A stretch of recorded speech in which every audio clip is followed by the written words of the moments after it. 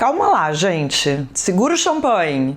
Acabou de sair a primeira pesquisa da Datafolha depois da bomba do caso Dark Horse e sim, o tombo veio. O presidente Lula ampliou de 3 para 9 pontos a vantagem sobre o Flávio Bolsonaro no primeiro turno, marcando 40% contra 31% do senador. No segundo turno, aquele empate técnico milimétrico em 45% virou uma vantagem de 47-43 para o petista. Esse efeito imediato era mais do que esperado. O estrago na largada é óbvio. Acontece que ainda faltam meses para a eleição e nesse hospício geográfico chamado política brasileira, tudo pode mudar em 12 horas. Essas análises definitivas, apocalípticas, feitas ao longo da semana têm a validade de um pote de iogurte esquecido no sol. Quem está enterrando a candidatura do Flávio Bolsonaro agora é exatamente a mesma turma que decretou o fim ou nem o começo político de Jair em 2018, 2020 e 2022. Uma parte dos analistas da imprensa e os analistas do Twitter que estão em transe coletivo, publicando manchetes categóricas sobre como o escândalo esvaziou de vez o palanque da oposição. A minha favorita manchete é: analistas consideram desgaste do Flávio irreversível. Irreversível, que palavra linda, né? Pena que no dicionário do Brasil Real ela não significa absolutamente nada. Deixa eu lembrar uma coisa para vocês. Nós estamos falando de um eleitorado em que uma parcela considerável defendeu o uso de cloroquina, aplaudiu o discurso de que vacina transformava o cidadão em jacaré, acreditava que quartel-general tinha lá uma antena para falar com alienígena. Você acha mesmo que esse escândalo ou que esse gráfico de intenção de voto hoje resolve o jogo de quem aplaudiu tudo isso? O grande erro da análise política tradicional no Brasil, um erro que a esquerda e o mainstream cometem de forma obsessiva desde 2018 e parece incapaz de corrigir, é tratar o eleitor bolsonarista e antipetista, e o antipetista como se fossem racionais, né? Aquele monge da contabilidade pública que pondera escândalos éticos como quem compara a taxa do condomínio de 2 apartamentos. Não é assim, gente, que a banda toca. E fingir que só mostra o tamanho da nossa desconexão. O que aconteceu de fato, né? Mas vamos lá, para ninguém dizer que eu tô passando pano ou ignorando a gravidade do cenário. Vamos ao factual, porque a lama, tá espessa. O Intercept Brasil soltou aquela bomba atômica, o vazamento de mensagens e áudios escancarando a relação íntima entre o senador Flávio Bolsonaro e o banqueiro Daniel Worcaro, ex-dono do Banco Central, quer dizer, do Banco Master, que acabou sofrendo uma liquidação pelo Banco Central depois de vir à tona a maior fraude bancária da história do país. Um rombo monumental de 47 bilhões de reais do Fundo Garantidor de Crédito, o FGC. Nas mensagens, o Flávio chama o banqueiro de irmão e diz: estarei contigo sempre, não tem meia conversa entre a gente. O motivo desse amor fraternal tão profundo? Dinheiro. Flávio pediu, articulou nada menos do que 134 milhões de reais com Worcaro para financiar um filme sobre a vida do próprio pai, Jair Bolsonaro, ironicamente batizado de Dark Horse, azarão em inglês. Cerca de 61 milhões de reais já tinham sido pagos e o detalhe que dá o toque de mestre ao roteiro cinematográfico. O Flávio foi visitar o banqueiro, o amigo banqueiro, quando esse já estava usando tornozeleira eletrônica em prisão domiciliar em São Paulo. É o legítimo fechamento. Logo depois disso, a pesquisa Atlas Intel foi rápida ali e mediu o estrago. 95,6% do eleitorado tomou conhecimento do episódio. Flávio derreteu 6 pontos e Lula passou a liderar os cenários. Diante disso, o senador passou os últimos dias trancado em salas com ar-condicionado, tentando acalmar o mercado financeiro, costurar uma narrativa de sobrevivência. E qual é a estratégia que já está rodando a pleno vapor nos grupos de WhatsApp da direita? Aquela velha conhecida que já foi usada, Primeiro, nega-se o fato. Quando o fato se impõe, muda-se a moldura. A linha de defesa agora é uma só. Não há crime, foi apenas um patrocínio privado para o projeto cultural de papai. Para vocês entenderem a temperatura do Brasil profundo, deixa eu ler alguns comentários reais de eleitores nas redes das notícias que eu li nos últimos dias. Vamos lá. O cara é senador, o pai dele é o maior líder da história. Qual o problema de pedir patrocínio privado para um filme? Dinheiro privado, o banco dá para quem quiser. Segundo aqui. O Master é um banco privado. Se o dono quis botar dinheiro no filme do Bolsonaro, o dinheiro é dele. Quero ver falar dos bilhões da Lei Rouanet que a esquerda rouba. Terceiro, já vou parar, tá? Perseguição clara do STF da imprensa esquerdista. O dinheiro do patrocínio não tem 1 centavo de imposto do povo. Tudo privado. Ai, que cansativo. Dinheiro privado, né? Disse o patriota com fone de ouvido sem fio. Vamos desenhar para quem acha que banco cria dinheiro no vácuo e que um rombo de 47 bilhões de reais desaparece por mágica? Acontece, meu caro eleitor, que o dinheiro do Banco Master não é privado. O Master fraudou o sistema financeiro nacional. Quando um banco abre um buraco deste tamanho e quebra, quem segura o rojão é o Fundo Garantidor de Crédito, que é alimentado pelo sistema bancário, mas cujo lastro e regulação afetam o bolso de todo cidadão que tem uma conta corrente no país. Além disso, o Master operava pesado com recursos de fundos de pensão públicos, investimentos de prefeituras, isenções fiscais, linhas de crédito estruturadas com dinheiro do trabalhador.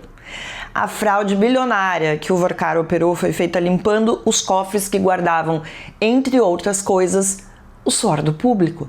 Portanto, quando Daniel Vorkar tirava milhões de reais do Master para repassar o filme da família Bolsonaro, ele estava usando o dinheiro de uma fraude sistêmica que o Estado brasileiro, ou seja, você, eu, todo mundo agora tem que rebolar para cobrir.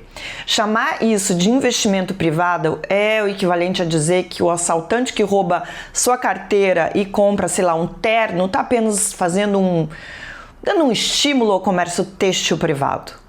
Não dá, né? Mas o ponto central aqui não é a contabilidade criativa ou o crime financeiro.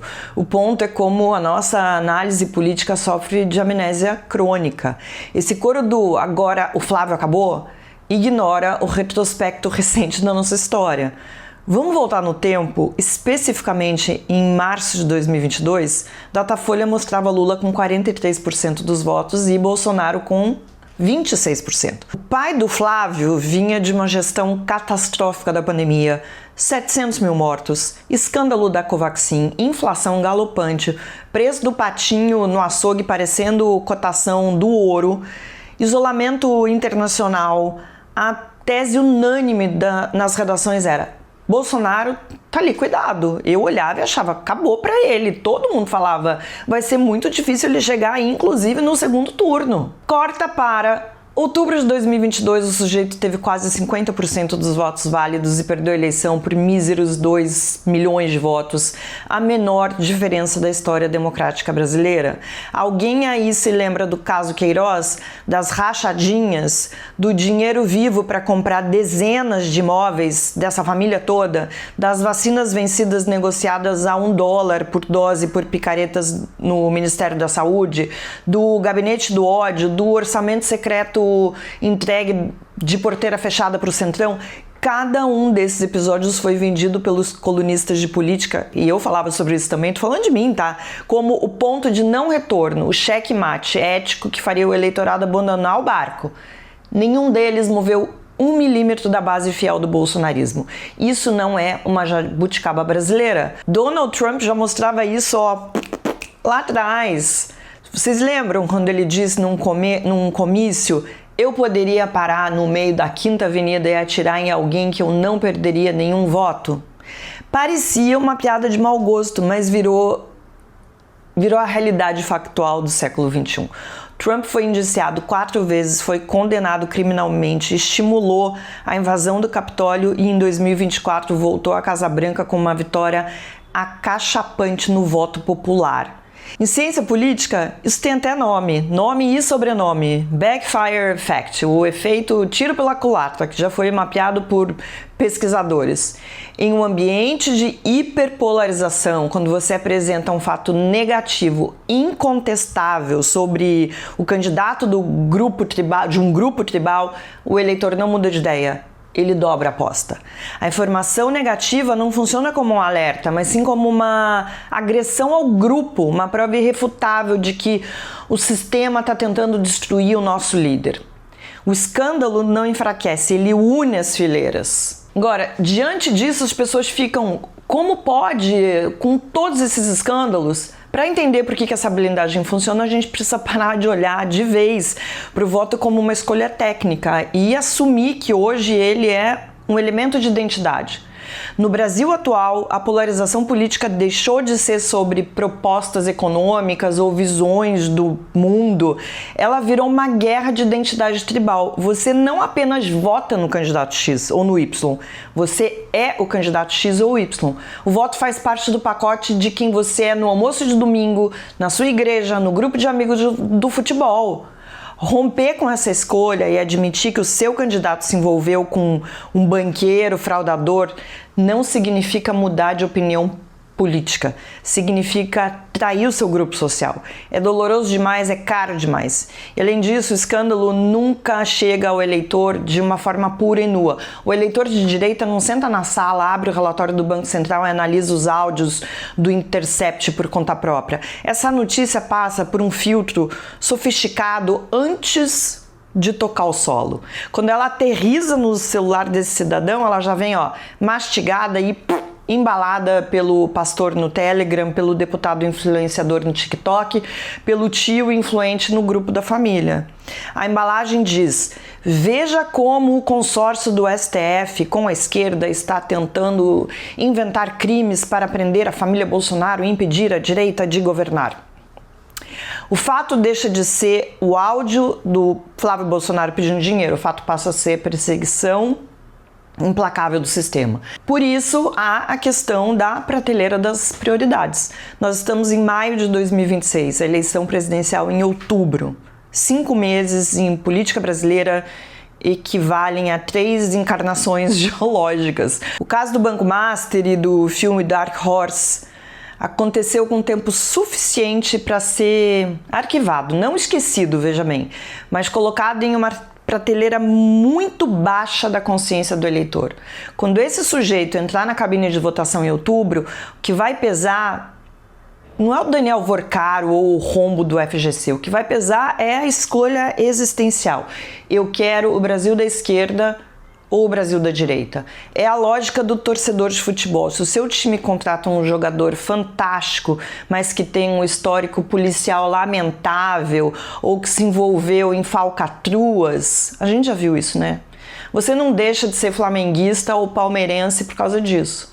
Você cria uma narrativa interna, engole o sapo, continua indo ao estádio com a camisa do clube, gritando gol quando aquele sujeito tá lá, né? O voto hoje virou coisa de torcida organizada e torcida não rasga a bandeira por causa de um diretor de finanças corrupto.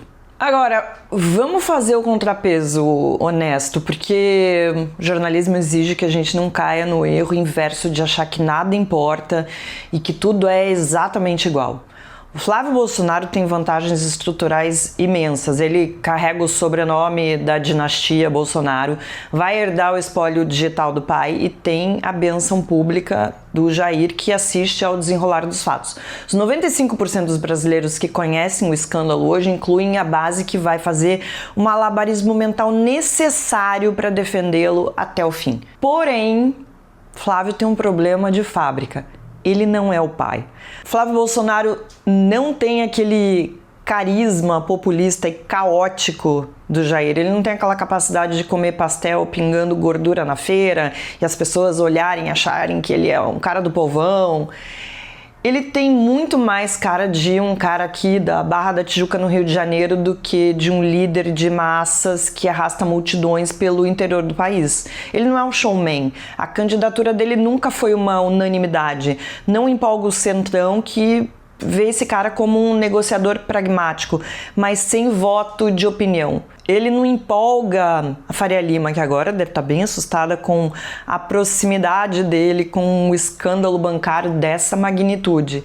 E, segundo os bastidores da própria direita, não empolga nem a madrasta, né? A Michele Bolsonaro, que tem os próprios planos políticos. Ela deve ser senadora, mas a gente sabe bem o que ela gostaria, né? Eu já cantei essa bola lá atrás e ela só não é candidata porque não recebeu o aval do marido, afinal de contas, né, tem que ter. Enquanto isso, o governador Tarcísio de Freitas continua na espreita, operando com a eficiência discreta de quem sabe que o caso do Banco Master pode ser o pretexto perfeito que as centro-direita, direita precisava para fazer uma troca de cavalos ali na cabeça de chapa da oposição. O bolsonarismo não escolhe Flávio Bolsonaro porque ama o Flávio Bolsonaro de paixão. Escolhe porque no momento ele é o nome disponível na prateleira dessa dinastia. E essa é uma base de apoio muito mais frágil do que aquela que sustentava o seu pai.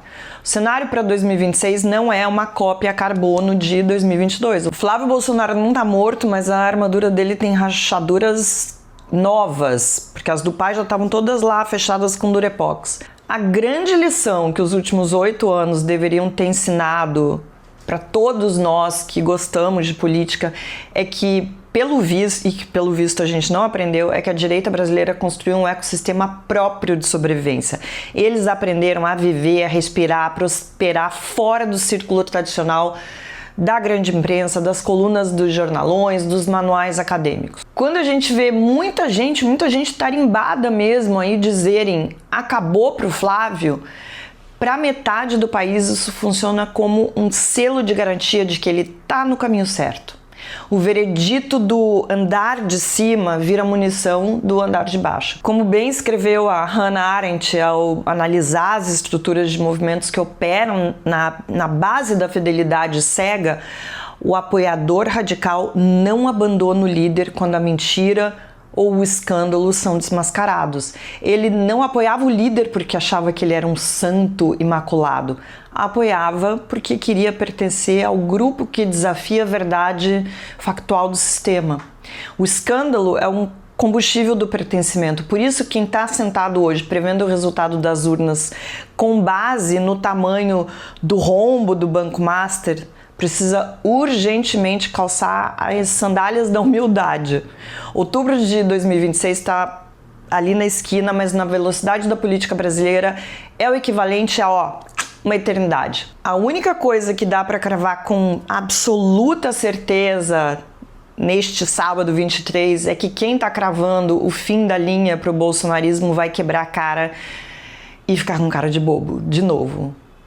Agora, se você gostou do vídeo, não se esqueça de curtir, de se inscrever no canal e deixar aqui embaixo o seu comentário, porque eu leio, tá? De preferência sem me mandar tomar cloroquina. Até semana que vem.